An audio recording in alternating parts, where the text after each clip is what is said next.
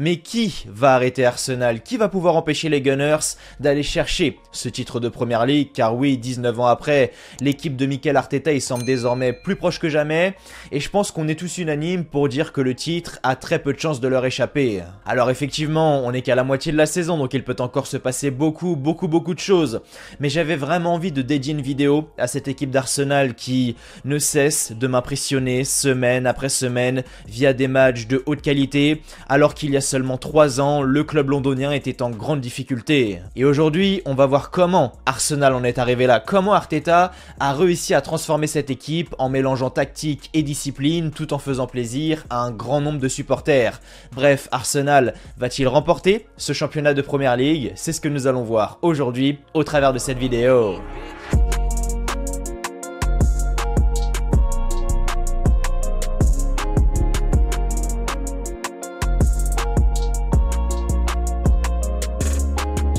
Bon, tout d'abord, recontextualisons un petit peu les choses et le moins qu'on puisse dire c'est qu'Arsenal fait un début de saison absolument sensationnel et les chiffres le prouvent, car après le match face à Manchester United, Arsenal réalise le meilleur début de saison de son histoire. Car en effet, après 19 matchs, les Gunners sont aujourd'hui à 50 points, dont 5 de plus sur le deuxième, Manchester City, et 11 de plus sur le troisième, à savoir Newcastle, avec en plus de cela un match en moins, et ça c'est un élément très important et qui peut faire la différence. Donc la question aujourd'hui, elle est simple. Est-ce qu'Arsenal peut le faire? Est-ce qu'Arsenal peut remporter la Premier League? Et selon moi, ce match face à Manchester United, c'est vraiment un tournant de la saison parce que, avec cette victoire, on peut le dire, la course au titre sera un duel entre Arsenal et Manchester City qui pour sûr ne lâcheront rien jusqu'à la dernière journée. Et d'ailleurs, je pense qu'on y verra plus clair le 15 février à 20h30 lors d'un match qu'il ne faudra absolument pas louper entre Arsenal et Manchester City à l'Emirates Stadium et qui pourrait d'ores et déjà sceller la victoire finale. Car honnêtement, si Arsenal remporte ce match, mis à part s'il y a un craquage sur la fin avec des points qui sont bêtement perdus à droite et à gauche, j'ai vraiment du mal à voir le titre leur échapper, mais bon, dans le football, on ne sait jamais, tout est jouable jusqu'à la dernière minute. En tout cas, ce qui est sûr, c'est qu'actuellement Arsenal enchaîne les victoires, Arsenal est en confiance, et le match d'hier le reflète d'ailleurs parfaitement bien, où ils se sont retrouvés face à un très bon Manchester United, et où la victoire était loin d'être acquise, mais même face à une telle adversité, ils ont réussi à s'en sortir. Et ce que j'ai également trouvé particulièrement intéressant, c'était de voir si cette équipe d'Arsenal était capable de réagir après le premier but de Marcus Rashford, et c'est ce qu'ils ont fait assez rapidement. Donc même après avoir encaissé le premier but, je dirais un peu contre le cours du jeu, ils ont réussi à réagir et à ne pas se laisser submerger par les événements. Et ça prouve une nouvelle fois la réelle force mentale que possède cette équipe, et le moins qu'on puisse dire c'est que, je sais pas quoi, mais il se passe quelque chose du côté d'Arsenal. À l'heure actuelle, on est peut-être à un tournant de l'histoire du club, car on sait que ces dernières saisons, c'était pas forcément les meilleures. Je rappelle que la dernière fois qu'ils se sont retrouvés sur le podium, c'était lors de la saison 2015-2016, donc ça faisait un peu plus de 7 ans, et aujourd'hui ça se passe très bien. On sent vraiment qu'il se passe quelque chose au sein de cet Emirates Stadium, que ça soit sur ou encore en dehors des terrains, et même les commentateurs de Canal le disaient hier, ça faisait des années qu'ils avaient pas vu l'Emirates Stadium dans un tel état, et c'est super beau à voir. Et c'est surtout mérité, car Arsenal est un club qui travaille bien, Arsenal est un club qui performe, et qui après toutes ces années galères, est en train d'écrire une nouvelle page de son histoire. Et bordel, ça doit être kiffant d'être supporter d'Arsenal actuellement. Maintenant voilà, ce succès, ils l'ont pas volé, comme je le disais, c'est une équipe qui enchaîne les victoires, match après match après match, grâce à un homme qui a réussi à trouver la clé, et cet homme c'est Mikel Arteta, et j'ai envie de dire qui l'eût cru, parce que vu comment c'était parti, je peux vous dire que c'était loin d'être gagné. Je rappelle qu'il arrive en 2019 après une très mauvaise série de résultats effectués par Unai Emery qui à certains moments avait l'air un petit peu dépassé par les événements, sauf que voilà, avec Arteta rien ne change, la mayonnaise ne prend pas, le club continue à stagner et les supporters évidemment expriment leur mécontentement. Lors de sa première saison, Arsenal Arsenal finit 8ème. Lors de sa deuxième saison, Arsenal finit encore une fois 8ème. Lors de sa troisième saison, Arsenal finit 5ème. Et en ce moment, donc lors de sa quatrième saison, Arsenal est actuellement premier. Vous imaginez, Arteta a eu besoin de 4 années pour mettre en place quelque chose de concret. Alors évidemment, 4 ans dans la vraie vie, c'est pas énorme, mais dans le monde du football, c'est quelque chose qui est énorme, mais aujourd'hui ça paye.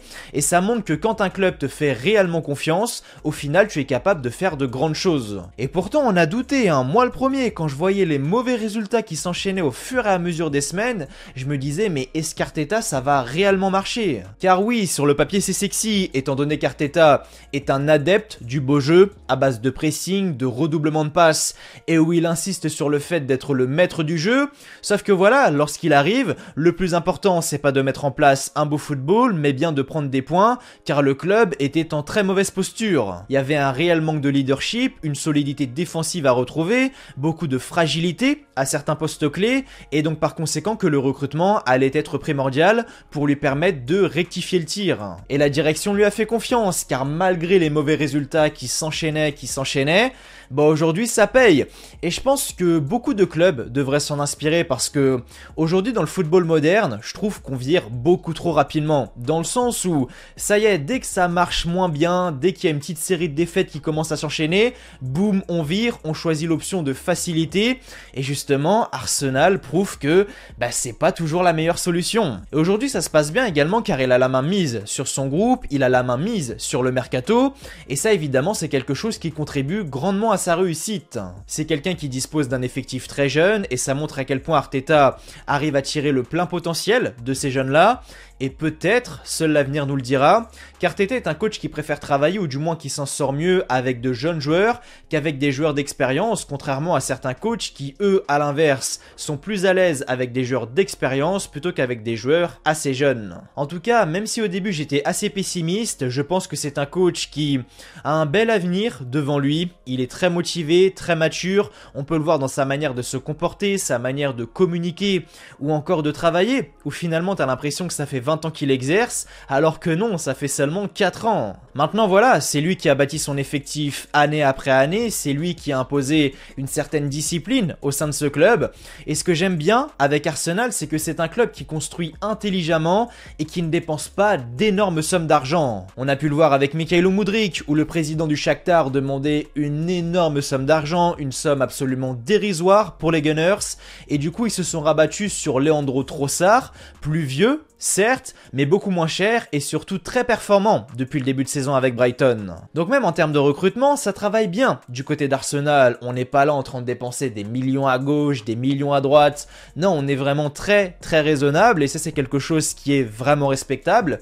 Et au final, on se retrouve avec un collectif très cohérent et des profils très complémentaires. Les Gunners possèdent un très bon gardien, Aaron Ramsdale, qui fait un super début de saison, très à l'aise sur sa ligne, on l'a encore vu hier, après cet arrêt sensationnel sur la frappe de Marcus Rashford, magnifique manchette, mais même au pied, il est très à l'aise à la relance courte ou encore à la relance longue. Au niveau de la charnière c'est pareil, Saliba-Gabriel, ça tient la route, même si effectivement Gabriel peut être amené à faire des erreurs défensives, mais bon, ça reste quand même assez intéressant. Et pourtant cette charnière, elle part de très loin, car au début Arteta, il l'a essayé, ça fonctionnait pas, et c'était d'ailleurs plus Saliba qui en payait les frais, à tel point qu'il l'a renvoyé du côté de l'OM, car il ne le trouvait pas assez solide pour la première ligue. Gabriel aussi, il a été contesté, hein, et aujourd'hui les deux ont progressé, et ils se retrouvent alignés alors qu'on partait de très loin.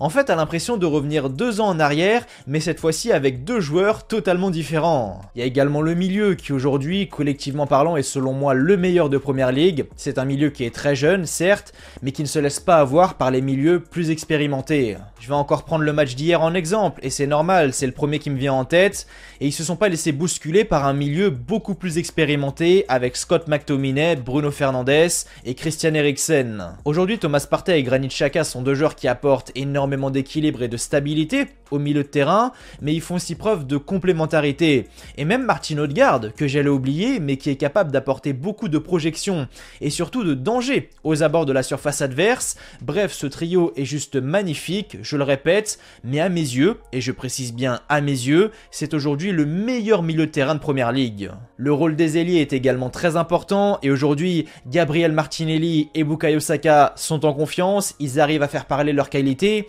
mais moi celui qui m'impressionne le plus en ce début de saison, c'est Bukayo Saka. Quelle saison stratosphérique de sa part, son évolution est juste dingue. Il est rapide, constant, percutant, tranchant, mais également capable d'avoir ce rôle de finisseur. Bref, Saka, franchement, respect. Quel joueur! Enfin, que ce soit collectivement ou encore individuellement, c'est du très haut niveau.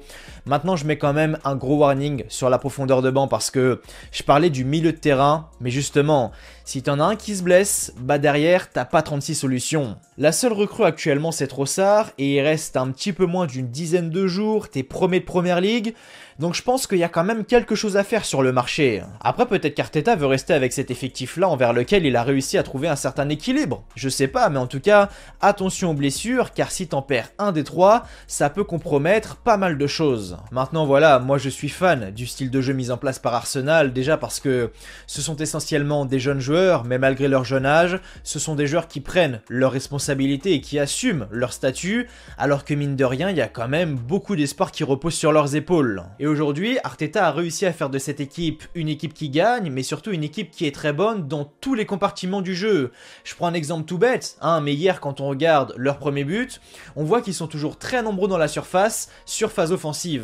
On peut voir qu'au moment du centre de Xhaka pour Nketiah, ils sont 5, plus Odegaard en soutien, donc ça fait plus de la moitié de l'équipe dans la surface adverse, et c'est là où on voit que t'as pas le droit à l'erreur, parce que si tu te rates, derrière t'as un énorme boulevard, et qui peut t'amener à une situation de contre, et c'est grâce à ce genre d'action qu'on voit l'exigence du très haut niveau. Et Arsenal, c'est une équipe qui sent le football. Arsenal, c'est le football. C'est pour ce genre d'équipe que t'aimes le football. Tout simplement. Sincèrement, Arsenal a tout pour aller au bout. Arsenal a tout pour aller chercher ce titre de Première Ligue. Comme je le disais dans la partie contexte, on sent qu'il se passe quelque chose au sein de cet Emirates Stadium, que ça soit sur et en dehors des terrains. Et généralement, ça c'est quelque chose qui annonce quelque chose de positif. Et même si Manchester City est amené à remporter le titre constamment, surtout au sein de ces dernières années, bah là, honnêtement, j'ai du mal à voir Arsenal être rejoint. Même si, attention, dans le football, tout est possible, surtout qu'en championnat, la double confrontation entre Arsenal et Manchester City n'a toujours pas eu lieu. Et je le répète, mais attention à la profondeur de banc, car Arsenal est quand même très limité à ce niveau-là, et surtout attention aux blessures, car si tu perds un élément clé de ton effectif, ça va être assez compliqué pour la suite de la saison. Mais bon, si tout se passe bien, et j'espère que tout va bien se passer, normalement, Arsenal devrait aller chercher le titre. Et puis même, sans forcément parler de Première Ligue, il y a également la Ligue Europa. Et oui, Arsenal est toujours dans la course, qualifié pour les huitièmes de finale, et à ce train-là, pour moi, Arsenal est même favori pour remporter la Ligue Europa, donc ça pourrait faire 2 titres en une saison. Un championnat d'Angleterre et une Coupe d'Europe. Bref, que demande le peuple? Vraiment, ça pourrait être magique, et je pense que cette année 2023 réserve beaucoup de surprises aux supporters d'Arsenal qui doivent mourir d'envie de faire un bond dans le temps pour connaître le résultat final, ou du moins les résultats finaux. Voilà les amis, c'était tout pour cette vidéo concernant Arsenal, j'espère qu'elle vous aura plu. Avant de partir, comme d'habitude, n'oubliez pas, je vous le demande jamais en cours de vidéo, mais vraiment n'oubliez pas le petit like, le petit pouce bleu qui fait toujours extrêmement plaisir et qui me soutient. Et n'oubliez pas de vous abonner à la chaîne si vous avez aimé ce que vous avez vu.